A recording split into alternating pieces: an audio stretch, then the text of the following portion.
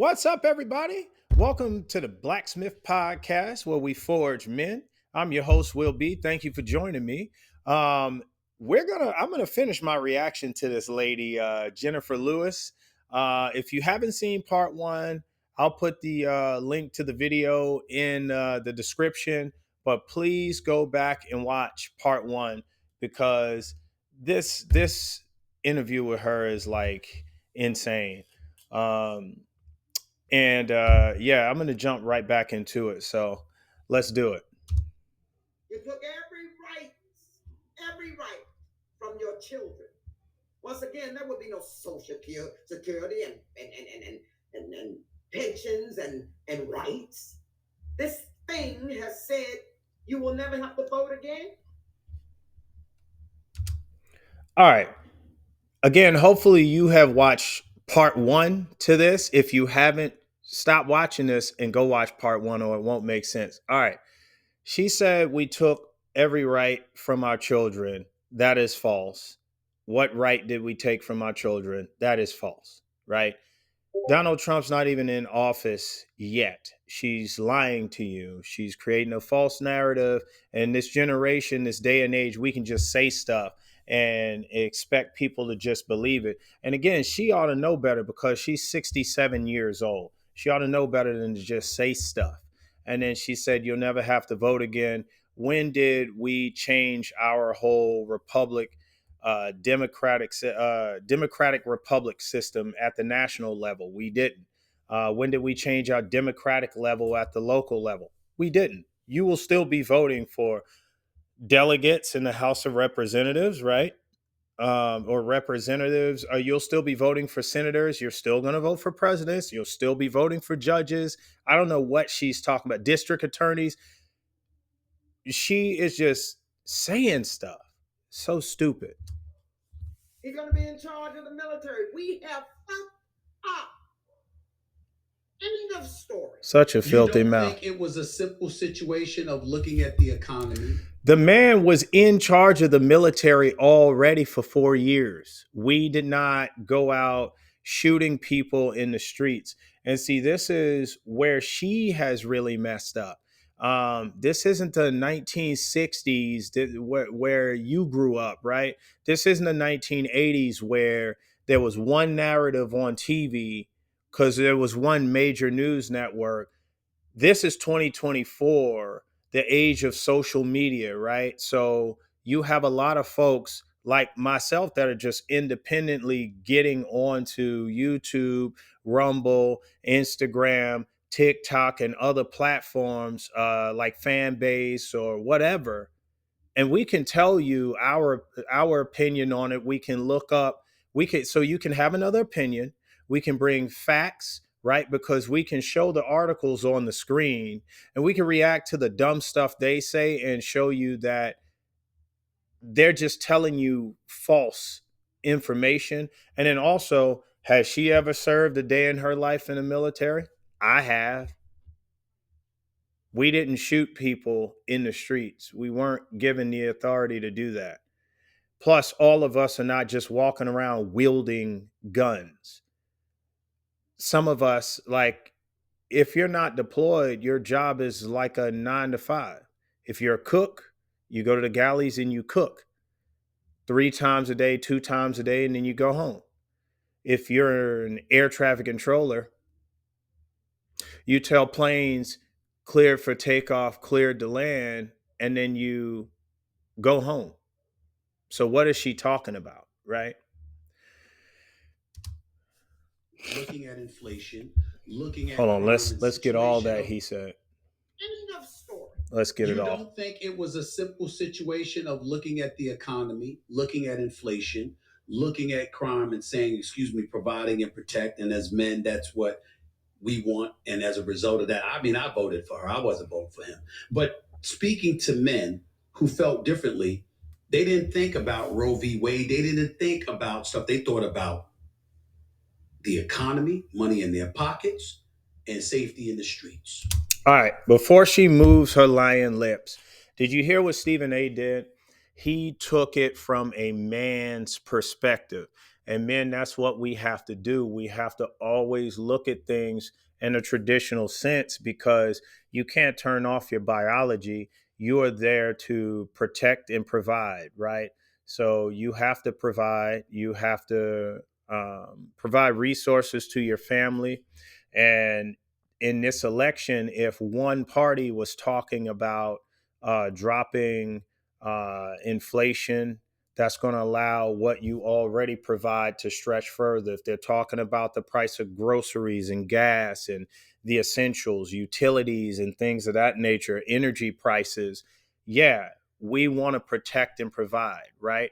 So I think there's a war out here, and it's divisive, right? The war is divide the blue from the red, right?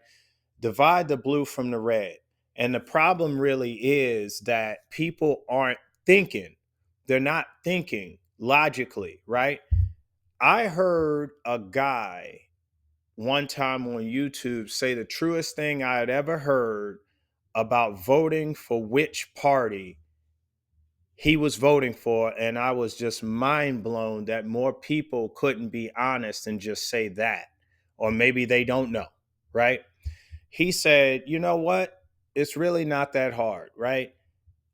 I used to vote Democrat when I was poor because Democrats try to put more money into people's pockets, or at least they used to, right? They try to cut taxes for the poorer class and give more benefits to them, right? But he said, now I own businesses and I'm rich. So now I vote red because they cut taxes on people who own businesses and employ people and stuff like that. So that's it. It's really that simple. And I couldn't hate him for voting for the party for his own purposes, right? Because everybody's voting with their best interest in mind. um, it kind of doesn't make sense to vote with your neighbor's best interest in mind necessarily, because their situation might not be yours.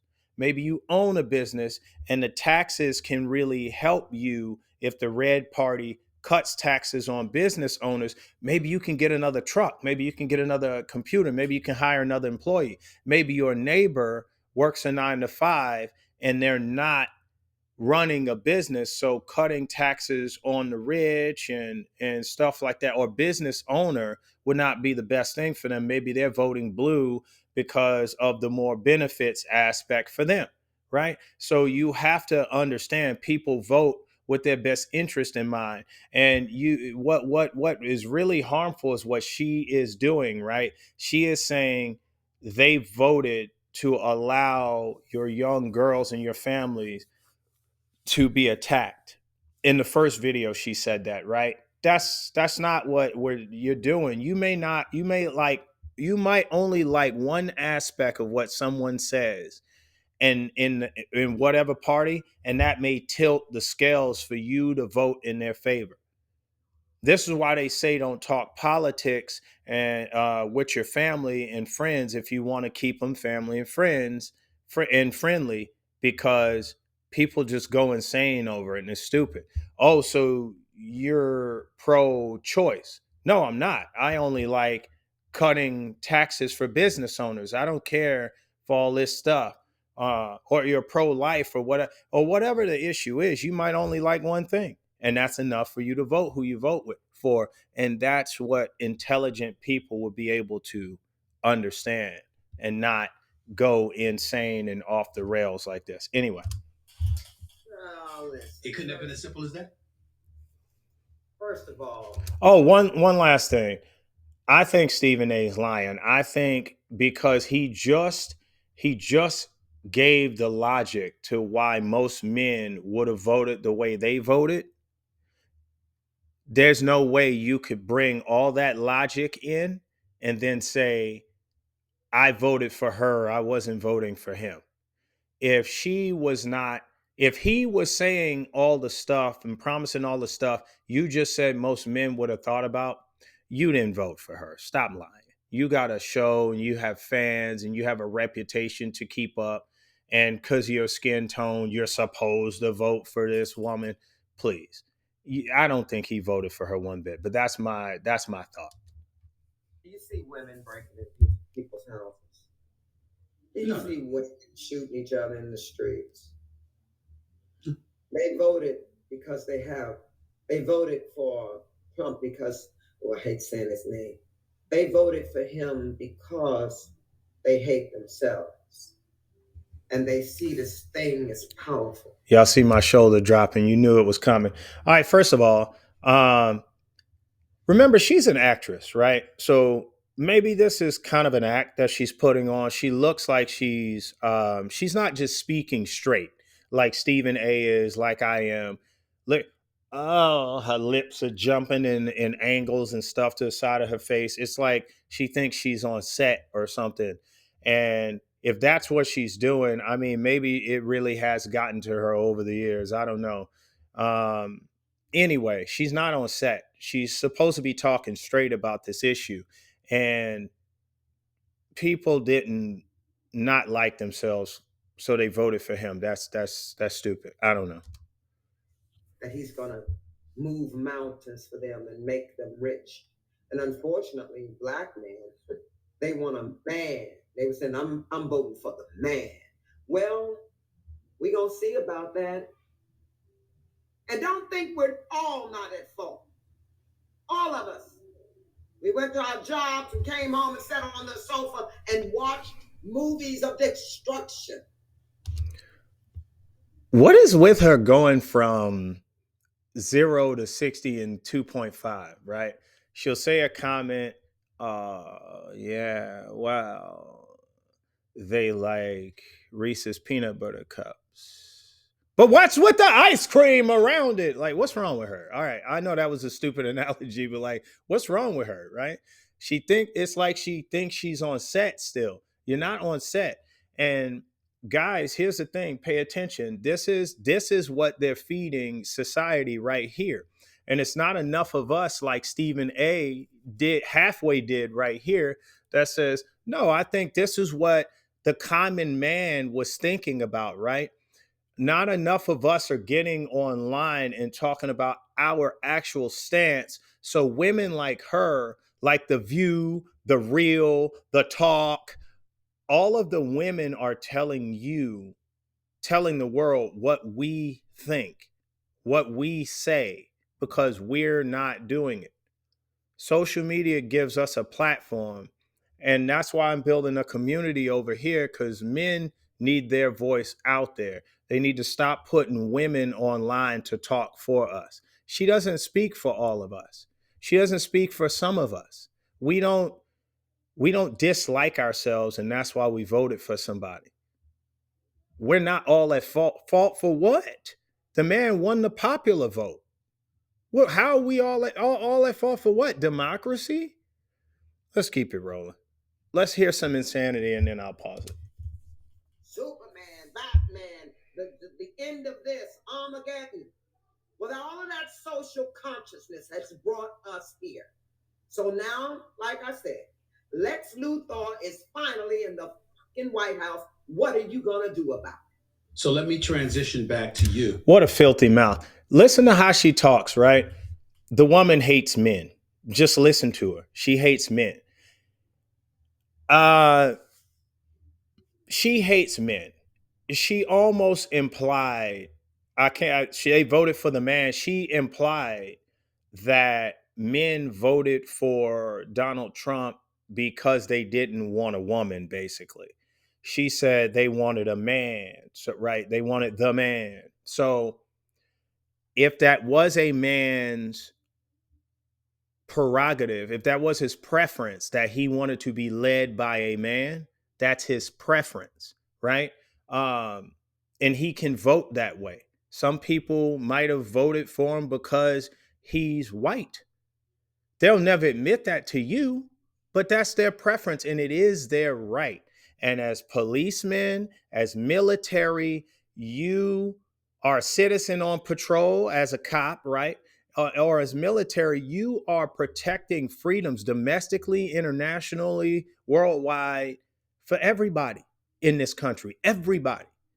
everybody, it doesn't matter. The mentally insane who no one knows that, but they voted, the person who might be racist, the person who might be sexist, the person who might be poor and wants more money in their pocket, the person who's lazy, the person who's rich, they all vote for different reasons. And they don't have to tell you their reasoning. If they voted for her because they didn't want a woman in that office, that's their right. You can't take their right away from them because you don't like what they vote, why they voted, how they voted, and then say you're for democracy or you're for the idea of America. You can't have it both ways. From this perspective, because Mm. despite whatever it is that you feel, and you've articulated it quite eloquently, I might add, in Did the she? end, you're saying there's always a silver lining in life and you got to take care of yourself. And I bring that up because you will receive the 2025 Martin Luther King Jr. Beloved Community Award in January. Tell me what that means to you. You know, when the president of my alma mater She ain't gonna like it because it's a man. It's Martin Luther King. called and asked me to do the commencement speech to send 11,000 students out into the world and wanted to give me an honorary doctorate. When they called me from the White House and said, we want to honor, the Congressional Black Caucus wants to honor you. I've got so many trophies in my house, there's no room for them.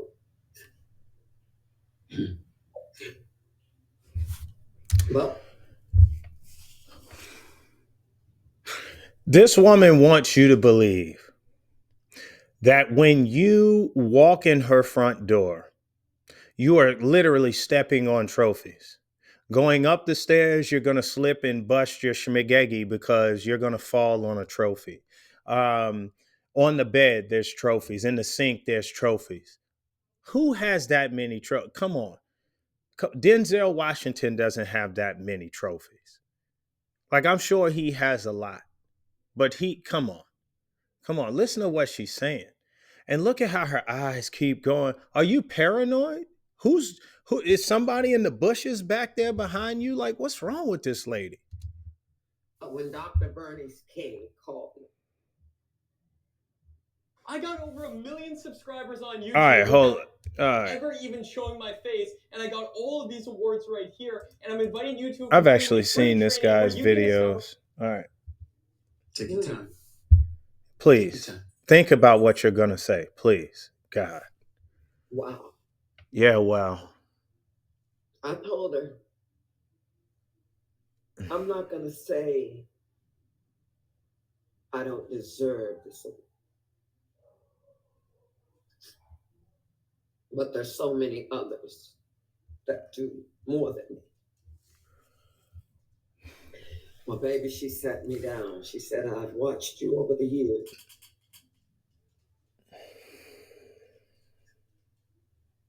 You've made us think, you've made us laugh. You've comforted many with your wisdom. And she saw me with Robin Roberts on Good Morning America. She said, you have a great testimony. Not many people can pull themselves off the ground of the Serengeti. Oh, my. all right. So what she's talking about here, if you watch the first, when she first comes on around right here at 6 minutes and something, once he introduces her, he talks about how she talks about how she had an accident in like the Serengeti. She fell from a balcony and went splat on the ground off like the 11th story or the 10th story. I don't know how she lived. She would have, I mean, she looks like she's sitting down. She probably got busted kneecaps, ankles, and fibulas, tibula. I don't know. But anyway, that's what she's talking about. We'll stop the reaction here because I think most of the insanity is pretty much done. He looks like he goes on talking to her, but she looks a little happy, a little too happy to react to it. Listen, guys, pull it together. This is what I'm talking about right here, right?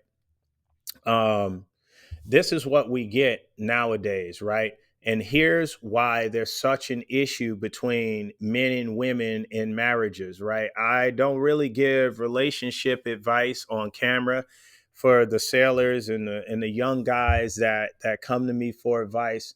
I give them advice, but this is a channel for men, a manhood channel, if you will. And this right here is a part of manhood, knowing what's around you, right? Knowing the landscape that's around you with the village mindset, right? You have to know who your enemy is. And women like this right here is the enemy. And I tell you what I'm talking about. She's the enemy not only to just men, because it's pretty obvious that she does not like men, right? And the problem is the Bible. Maybe Second Timothy, but in the New Testament, the Bible tells older women to teach the younger women, and she's answering the call to teach the younger women. You know what she's doing? She is teaching the younger women to hate men. Listen to how she talked, right? She's very divisive, and she's old enough, coy enough, and she is wise enough to be able to manipulate the younger women into not liking the men. But what she does is she knows that men's natural inclination is to protect and provide. And what she does is she goes on TV and she makes it sound like we don't want to protect, we want to attack. We don't want to provide, we walk away, right? And we leave them. And the young girls, if they get this, if you are dads out there, if you are brothers out there, if you are friends and you got girls in your inner circle, if you got women that are close to you, do not allow this stuff to infiltrate their minds, because men and women can still work together and have a strong relationship. Like I said, she's 67. She was born in the 50s. 57. She was born a year earlier than my dad. And he's passed on now. But I know from their generation, from sitting at the feet of my grandfathers and my dad and my uncles, how life was back then. There were homemakers galore back then because inflation wasn't as high. The businesses and there, I guess it's kind of conspiracy theory, but trying to get the women out of the homes into the workplace, dividing homes so they have more laborers, any and all that stuff, right? But there were a lot more homemakers raising their children in her time. And what ended up happening was feminism infiltrated and told them that that's weakness, right? That Rosie the Riveter poster where they're saying, oh, women can be strong in the military and all that kind of stuff. If they want to join, you know, so be it. But strength for women and strength for men look different, right? Strength for men is having these traps, right? Strength for women, if they're walking around with traps, the guys things that make you go right. And we can deny that all we want, but it men and women are different, and the things that attract men to women is going to be different than what attracts women to men. And this right here, guys, you have to, if you are protecting and providing properly, you got to protect your family from rhetoric like this. Protect them at all cost. Let your daughters know you love them. Let your daughters know you care for them. Let your daughters know that there are men out there that will protect and provide for her at the drop of a dime. Good men, and don't stop it. Listen, this is just from the corazon, right? Stop putting a price tag on love. Stop telling them millionaire men are going to come sweep them off their feet. Your daughters are not all princesses. I have three daughters, and they're normal girls. They're special to us, but they're normal girls. They're not princesses, right? They will be someone's queen in a sense, right? Every man's king is castle, but in reality, let's be real, there was only one queen of the land, and she was only queen because she had a king, because she was married to the king, right? So stop putting a price tag on it. And it's because if you tell her, oh, if he's not earning a set amount, if he's not this, if he's not that, then you're building her expectation to not want a good man who's going to protect and provide, and not building her expectation that she might need to build with the man. You're building the expectation of what do you call it?